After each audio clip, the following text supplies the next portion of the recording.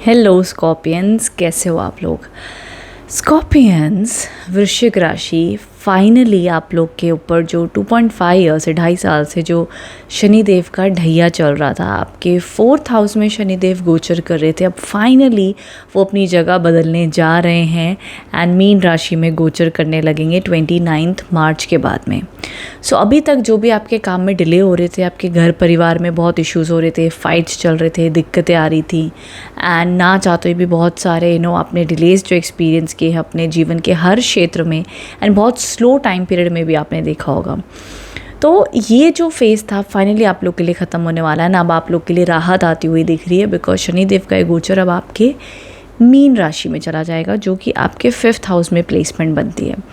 अब देखिए 5th house में जब शनिदेव आते हैं तो सबसे बड़ी ब्लेसिंग्स वृश्चिक राशि वालों के लिए आएगी वो ये कि जितने भी लोग शादी करना चाहते हैं, फैमिली प्लानिंग कर रहे हैं, बेबी कंसीविंग चाहते हैं, तो इन सारी चीज़ों के लिए बहुत बरकत आएगी बिकॉज इस टाइम पर आप लोगों के लिए तीसरे भाव पर भी शनिदेव की दृष्टि पड़ रही है और ऑल्सो 2nd हाउस पे भी एंड 11th हाउस पे भी। तो one of the best combination और समय बन सकता है कि आने वाले 2.5 वर्ष में आप लोगों के शादी के योग बनना, अगर आप सिंगल हो तो बेबी प्लानिंग के योग बन सकते हैं। इस प्रकार के इवेंट्स एंड चीज़ें इन 2.5 वर्षों में हो सकती हैं। वहीं साथ ही साथ अगर आप लोग ट्रैवल करना चाहते हो, अब्रॉड जाना चाहते हो, तो आप लोग के लिए भी पोटेंशियल अच्छा दिखाई दे रहा है। बहुत एक्स्ट्रॉर्डिनरी नहीं कहूँगी मैं, बट येस चांसेस हैं। वहीं जितने भी विद्यार्थी हैं अपनी पढ़ाई में आप बहुत फोकस होने वाले हो, पढ़ाई में अच्छी सक्सेस आप प्राप्त करोगे।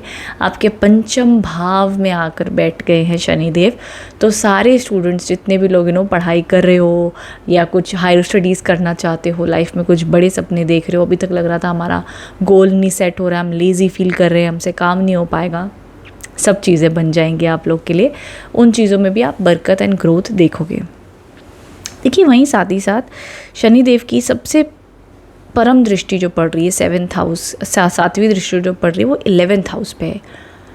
11th हाउस एक ऐसा हाउस माना जाता है कि पैसे का, इनकम ग्रोथ का, गेंस का माना जाता है। सो यहाँ पर आप लोग के लिए बरकत आती हुई दिख रही है, पैसा आप कमाते हुए दिख रहे हैं स्कॉर्पियंस। अच्छा टाइम फ्रेम आप लोग के लिए माना जाएगा, ऑल ओवर सक्सेस आप लोग को मिलेगी, स्टडीज़ में, एजुकेशन में, जॉब में, बिजनेस में, करियर में, हर रूप से मिलेगी एंड सेविंग्स भी आपकी बढ़ेंगी आपके लिए। अगर आप बहुत टाइम से सोच रहे थे कि मेरी सेविंग्स क्यों नहीं, बिकॉज 2nd हाउस में, तो सेविंग्स पर भी अच्छा आप लोग के लिए आप पैसा बना पाओगे। एक चीज़ का आपने ध्यान रखना है जो है आपकी वाणी।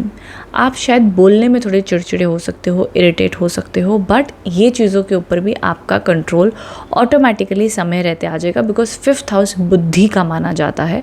तो आपका विजडम, आपकी बुद्धिमत्ता बढ़ेगी थ्रू टाइम बिकॉज शनिदेव जब 5th हाउस में आते हैं ना, आपको बहुत स्पिरिचुअल विजडम देते हैं, आपको स्पिरिचुअल ज्ञान देते हैं, आपकी क्रिएटिविटी को भी बढ़ाते हैं। तो इस टाइम पर आप अपनी तरफ से देखोगे कि आपका रूटीन, आपका फोकस, आपकी प्रायोरिटीज़ चेंज हो रही है पॉजिटिव रूप में, तो वो भी एक अच्छा माना जाएगा। हेल्थ इशू में देखिए स्टमक रिलेटेड हेल्थ इश्यूज़ रह सकते हैं, अपनी डाइट का बहुत ध्यान दें, तो वो बहुत ज़रूरी है because after all 5th house में बैठे हैं शनिदेव, और छोटे मोटे हेल्थ इश्यूज़ रह सकते हैं जिसकी वजह से हेल्थ का, सेहत का ध्यान आपको पॉजिटिव रूप में देना चाहिए।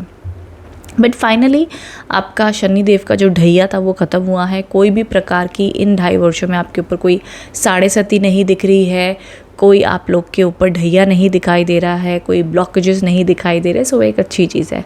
हाँ, अब आपकी पर्सनल कुंडली में किसी प्रकार की दशा कोई चल रही हो तो वो बात अलग है, बट वैसे ऑल ओवर ये एक अच्छी एनर्जी आप लोग के लिए बनती हुई दिख रही है। सिर्फ शनि के गोचर की बात की जाए, लव रिलेशनशिप में देखिए आप रिलेशनशिप में आते हुए दिख रहे हैं इस टाइम पर, बट आपकी कुंडली का जो 5th हाउस होता है वो भी बहुत इंपॉर्टेंट होता है। देखिए ये इस समय को मैं बहुत एक्स्ट्रा ऑर्डिनरी नहीं कहूँगी लव रिलेशनशिप में आने के लिए, बिकॉज ये जो शनिदेव जो 5th भाव में बैठते हैं ना गोचर में, सो दे आर चांसेस, या तो अगर आपको रिलेशनशिप में लेके रहेंगे तो उस रिलेशनशिप सीधा शादी वाला रिलेशनशिप होगा, या तो वो रिलेशनशिप में जाने ही नहीं देंगे। सो बी प्रिपेयर्ड।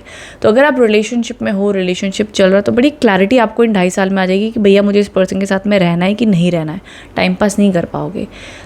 मेरे हिसाब से स्कॉर्पियंस इन 2.5 साल में टाइम पास रिलेशनशिप वाला माइंडसेट रहेगा ही नहीं आप लोग का। या तो ऐसे पर्सन के साथ में रिलेशनशिप में आओगे जिसके साथ में शादी करनी ही करनी है, पता है, क्लैरिटी है। तो अगर पता है नहीं होने वाली तो आप रिलेशनशिप प्रेफर ही नहीं करोगे बिकॉज आपके पास में टाइम वेस्ट करने के लिए किसी इंसान के ऊपर, किसी चीज़ के ऊपर होगा ही नहीं। बहुत ही प्रेशियस टाइम आपका होगा, आप ये समझ जाओगे। एंड आप अननेसेसरी लव लाइफ साइकिल में अटैचमेंट, देन फिर डिटैच करो, देन फिर झगड़ा करो, देन फिर इन सब का आपको लगेगा भाई मेरे पास टाइम नहीं है, तो वो एनर्जी आपकी बन जाएगी। तो लव लाइफ से ज़्यादा प्रैक्टिकल आप हो जाओगे और प्रैक्टिकल नज़रिए से अपने लव लाइफ को सोचने लगोगे। तो आप बोलोगे कि भाई हम अकेले ही ठीक हैं, एंड करनी है तो एज अ रिस्पॉन्सिबिलिटी है, एक शादी की जिम्मेदारी है, माँ बाप चाहते हैं कर लेंगे, ठीक है, सही पार्टनर मिलेगा तो एक जिम्मेदारी की तरह कर लेंगे हम, लेकिन दिन रात उसके बारे में सोचने नहीं वाले हैं। चाहे शादी हो ना हो, शादी हो भी जाएगी तब भी ये रहेंगे। रिलेशनशिप में आप या आपके पार्टनर या आप दोनों थोड़े से ज़िद्दी या स्टबन हो सकते हैं, पॉसिबिलिटी है, बट अगेन वो मैच्योरिटी लेवल से कवर अप हो जाएगा। कोई मेजर इश्यूज नहीं दिखाई देते हैं, चीज़ें मैनेज हो जाएंगी।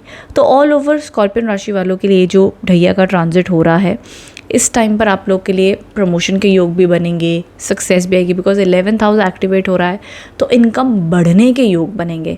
चाहे आप जॉब में हो, बिजनेस में हो, किसी भी रूप में इनकम बढ़ने वाले योग बनते हुए दिख रहे हैं, ना कि कोई ऑब्स्टिकल ब्लॉकेजेस क्रिएट हो रहे हैं।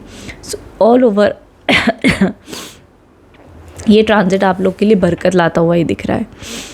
सो येस, ये ऑल ओवर सारे पॉइंट्स मैंने आप लोग के लिए लिख के रखे हुए ताकि कोई भी पॉइंट्स मैं भूलूँ नहीं। तो स्टूडेंट्स के लिए बढ़िया है, लव रिलेशनशिप में है, एंड ऑल्सो शादी के योग सबसे बलवान है आप लोग के लिए। तो ये सारे पॉइंट्स हैं नो यहाँ पर देखे जा रहे हैं आप लोग के लिए। तो स्कॉर्पियंस आप राहत की सांस ले सकते हैं, फोकस अपना अपने कार्य काम पर रखें। एज ए रेमेडी डेफिनेटली आप हनुमान चालीसा ज़रूर पढ़ें, बहुत अच्छा है ना, आपके लिए लाभकारी होगा।